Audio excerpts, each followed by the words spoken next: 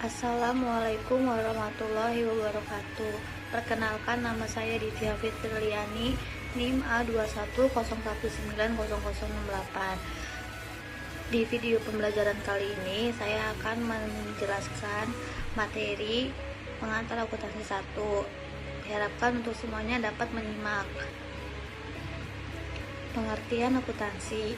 Menurut American Accounting Association, akuntansi adalah proses mengidentifikasi, mengukur, dan melaporkan informasi ekonomi untuk memungkinkan adanya penilaian dan pengambilan keputusan yang jelas dan tegas bagi mereka yang menggunakan informasi tersebut.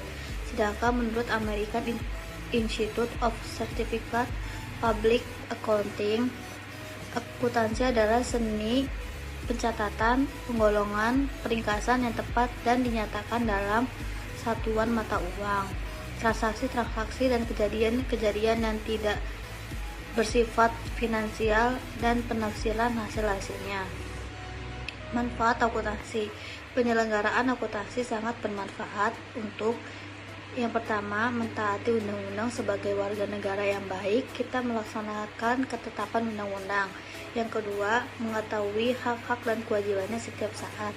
Yang ketiga, dapat mengendalikan efisiensi atau mencegah pemborosan. Yang keempat, menyediakan informasi keuangan bagi mereka yang berkepentingan. Bidang-bidang akuntansi. Kemudian, sesuai dengan perkembangan dalam bidang perdagangan dan perusahaan, maka di dalam akuntansi timbul beberapa spesialisasi sebagai berikut. Yang pertama, akuntansi umum atau keuangan, yaitu akuntansi yang meliputi proses pengumpulan, penganalisaan, pencetakan, dan penyusunan laporan keuangan serta penafsirannya. Akuntansi biaya, yaitu akuntansi yang mengkhususkan pekerjaan dalam proses pencetakan, penggolongan, peringkasan, dan penyajian biaya-biaya pembuatan dan penjualan produk serta penafsiran terhadap hasilnya. Yang ketiga, akuntansi anggaran, yaitu akuntansi yang ditunjukkan untuk penggunaan data akuntansi sebagai dasar penyiapan suatu rencana keuangan untuk periode yang akan datang. Yang keempat, akuntansi pajak, yaitu akuntansi yang dipakai untuk maksud perhitungan pembayaran pajak penghasilan. Yang kelima, akuntansi pemeriksaan, yaitu akuntansi yang meliputi pemeriksaan akuntansi hasil pekerjaan akuntansi yang telah dilakukan. Yang keenam, sistem akuntansi, yaitu penetapan pola catatan dan laporan akuntansi serta pengembangan prosedur dalam pengumpulan, pencatatan, penyusunan data-data akuntansi. Yang ketujuh, akuntansi pemerintah, yaitu akuntansi yang dipakai oleh pemerintah, contohnya negara, provinsi, dan seterusnya. Sistem akuntansi pada jenis-jenis perusahaan.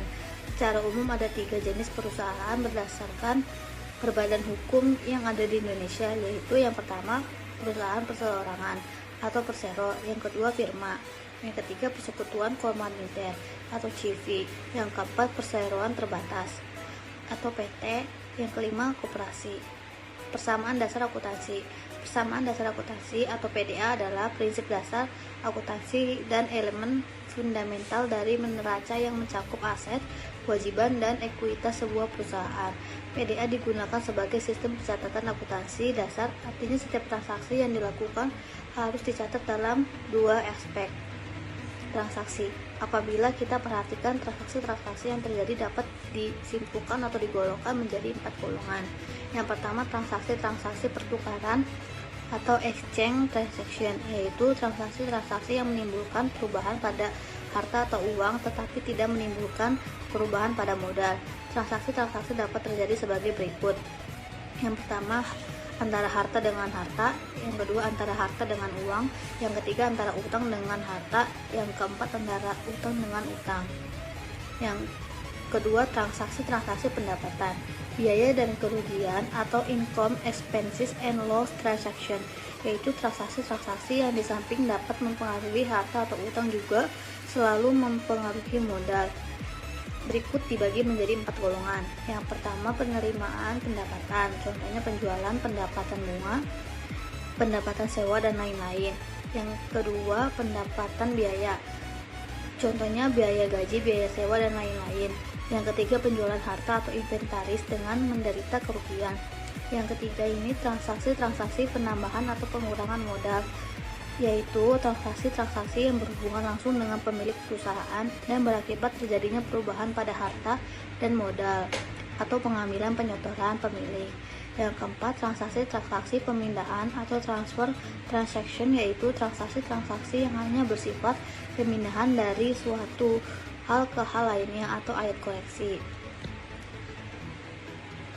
Berikut penjelasan siklus akuntansi. Yang pertama, bukti transaksi ini bisa berupa kwitansi, faktur, nota, atau bukti lainnya yang dianggap sah dalam dunia akuntansi.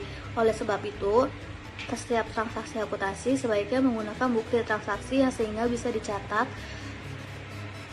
dan diidentifikasi oleh akuntan, terutama transaksi yang berkaitan dengan perubahan kondisi keuangan perusahaan. Yang kedua ini jurnal. Setelah akuntansi melakukan analisis transaksi, maka tahap selanjutnya adalah mencatat semua transaksi ke dalam jurnal keuangan. Dalam proses penjurnalan, setiap transaksi dibagi ke dalam dua bagian, debit dan kredit.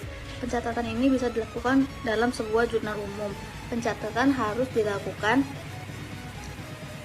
ke dalam jurnal umum tanpa ada transaksi yang terlewatkan, sehingga pada masa akhir dan didapatkan jumlah debit dan kredit yang sama besarnya.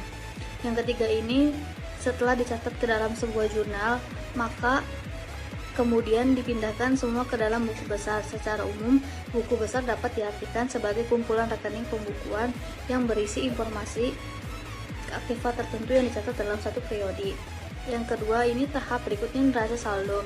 Dalam menuliskan neraca saldo yang terdapat dalam buku besar disatukan dan harus dalam kondisi sama jumlahnya. Bila dalam satu kondisi ternyata dapat transaksi yang belum tercatat atau ditemukan ada kesalahan dalam neraca saldo, maka neraca saldo ini dicatat dalam neraca saldo, maka akuntan wajib untuk melakukan pencatatan dalam jurnal penyesuaian. Yang kelima ini laporan keuangan, berupa laporan seperti laporan laba rugi, laporan perubahan modal, laporan arus kas, dan neraca yang menghitung ekuiditas, solvensi, dan fleksibilitas. Selanjutnya, akuntan masuk ke dalam tahapan terakhir, yaitu pembuatan jurnal penutup. Tahapan terakhir dalam siklus ini adalah jurnal penutup. Jurnal penutup ini disusun pada akhir periode dengan cara menutup rekening nominal atau rekening laba rugi. Untuk menutup kedua rekening tersebut, caranya bisa dengan membuat nihil nilai rekening tersebut. Terima kasih. Sekian video pembelajaran dari saya.